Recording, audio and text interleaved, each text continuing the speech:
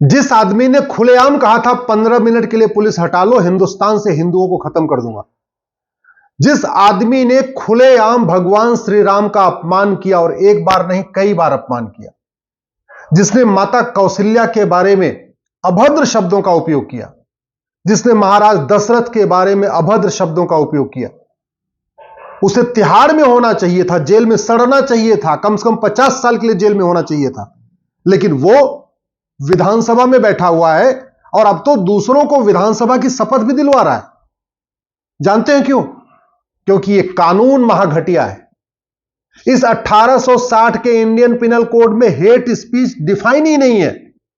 Hate speech क्या होती है कहीं लिखा ही नहीं है।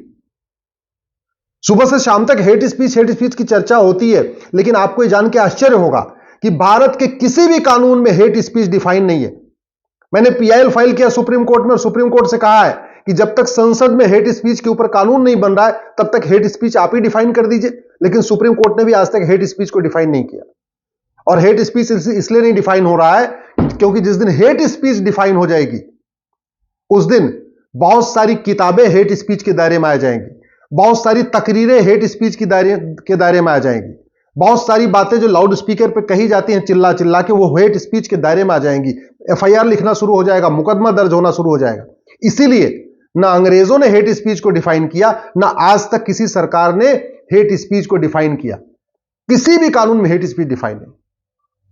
इसलिए ये जो हिंदुओं को खत्म करने की बात कर रहा था और उसके नाम पे उसके शपथ लेने की बात पे और विधानसभा में रहने के नाम पे जो बहुत सारी बातें हो रही है, उसका समाधान है one nation one penal code, एक देश एक दंड संहिता। 1860 का इंडियन पिनल कोड खत्म करना पड़ेगा। इसी जितने भी भ्रष्टाचार के और अपराध हैं सबके लिए एक कानून बनाना पड़ेगा, हेट स्पीच को डिफाइन करना पड़ेगा। दूसरा, आखिर उसने पब्लिकली कहा था 15 मिनट के अंदर हिंदुस्तान से हिंदू खत्म कर दूंगा, उसके बाद कोर्ट ने उसको बाइज्जत बरी क्यों कर दिया? इसका मतलब हमारा एविडेंस एक्ट, जो गवाहों के बयान होते हैं, वो कानून महाघटिया है। तीसरी बात, इसका मतलब हमारा जो पुलिस का सिस्टम है, जो इन्वेस्टिगेशन का सिस्टम है, वो भी गड़बड़ है। 1860 का इंडियन पिनल कोड बदलना पड़ेगा, one nation one penal code लागू करना पड़ेगा। 1861 का पुलिस एक्ट बदलना पड़ेगा, one nation one police code बनाना पड़ेगा। 1872 का एविडेंस एक्ट खत्म करना पड़ेगा, नार्को पॉलीग्राफ ब्रेन मैपिंग कानून बनाना पड़ेगा, जिससे कोई अपनी बात से मुकर न सके, जिससे उसकी सच्चाई सामने आ जाए। और 1872 के एविडेंस एक्ट के स्थान पे one nation one evidence code बनाना पड़ेगा। तब ऐसे जो नफरती लोग हैं, जो खुलेआम हिंदुस्तान में हिंदुओं को खत्म करने की धमकी देते हैं, तब ये संसद विधानसभा में नहीं जा पाएंगे, तब ये जेल में सड़ेंगे। अदरवाइज तू मैं होता रहेगा, नूरा कुश्ती होती रहेगी, बतौलेबाजी होती रहेगी, आरोप प्रत्यारोप होता रहेगा। और ऐसे लोग विधानसभा में भी पहुंचेंगे, ऐसे लोग संसद में भी पहुंचेंगे और ऐसे लोग मंत्री भी बन जाएंगे, ऐसे लोग कल को मुख्यमंत्री भी बन जाएंगे, ऐसे लोग भारत में नरसंहार शुरू करने का ऑर्डर भी कर देंगे।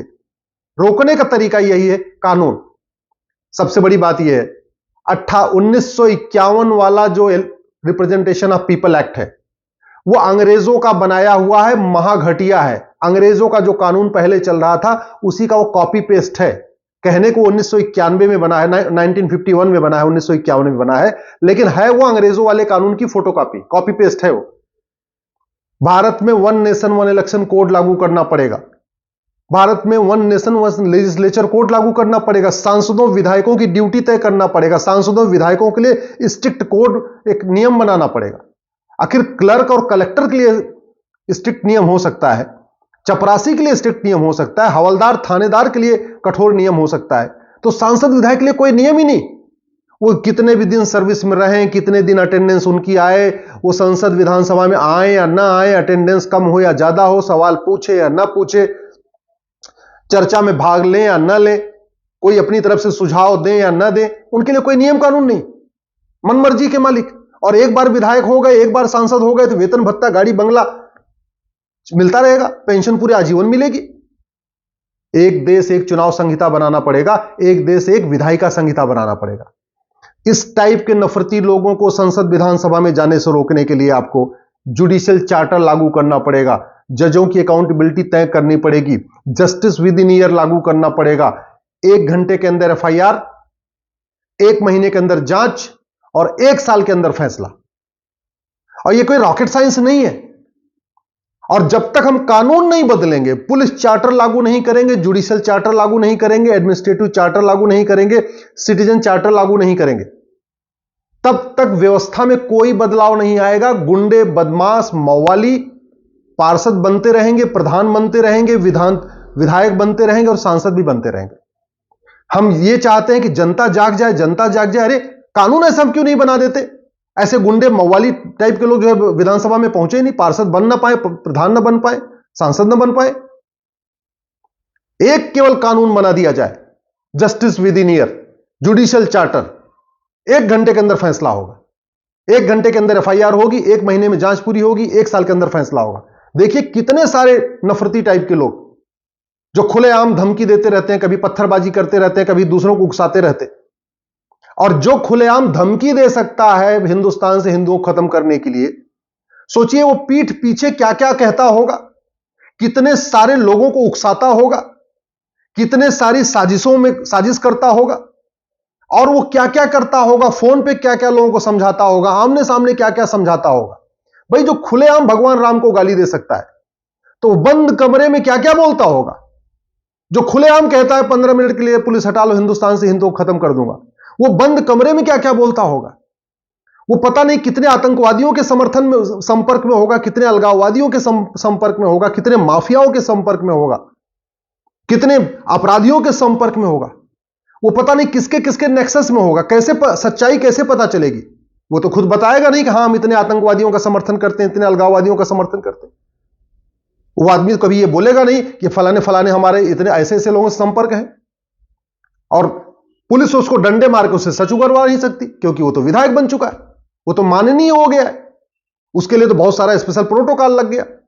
तो सच्चाई कैसे पता चलेगी? सच्चाई पता चलेगी जब नार्को टेस्ट हो, पॉलीग्राफ टेस्ट हो, ब्रेन मैपिंग हो। और वो हो नहीं सकती क्योंकि हमारे पास कानून नहीं है। अगर नार्को, पॉलीग्राफ, ब्रेन मैपिंग कानून होता तो ये व्यक्ति जो आज विधानसभा में बैठा हुआ है, दूसरों को विधानसभा की शपथ दिलवा रहा है, विधायक, नए नए विधायकों को शपथ दिलवा रहा है, ये तिहाड़ में सड़ रहा होता, ये किसी जेल में सड़ रहा होता, और दुनिया के किसी और देश में होता तो भी इसका यही हालत होती। लेकिन ये भारत में है, जहां हिंदुओं को खत्म करने की धमकी देता है, भगवान राम को गाली देता है, भगवान माता कौशल्या को अभद्र शब्दों का उपयोग करता है, महाराज दशरथ के बारे में उल्टी सीधी बातें करता है, और कुछ नहीं होता, सबूत के अभाव में बरी हो जाता है। इसके बावजूद अगर आप लोगों की आंख नहीं खुल रही है तो भगवान जाने कुछ भी नहीं हो सकता, कुछ नहीं हो सकता। आप लोग ऐसे ही दल गुलामी करते रहिए, ऐसे ही पार्टियों की गुलामी करते रहिए, पुलिस रिफॉर्म पे मौन रहिए, जुडिशियल रिफॉर्म पे मौन रहिए, एडमिनिस्ट्रेटिव रिफॉर्म पे मौन रहिए, सिटीजन चार्टर की मांग मत करिए, पुलिस चार्टर की मांग मत करिए, जुडिशियल चार्टर की मांग मत करिए। बस ऐसे ही आप लोग सुबह से लेकर शाम तक केवल दल गुलामी करिए, पार्टियों की जय जयकार करिए, नेताओं की जय जयकार करिए। आखिर इस देश में संसद है, संविधान है, सुप्रीम कोर्ट है, हाई कोर्ट है, डिस्ट्रिक्ट कोर्ट है, कहने को सब कुछ है, और फिर भी जिस व्यक्ति को जेल में होना चाहिए था वो विधायकों को शपथ दिलवा रहा है।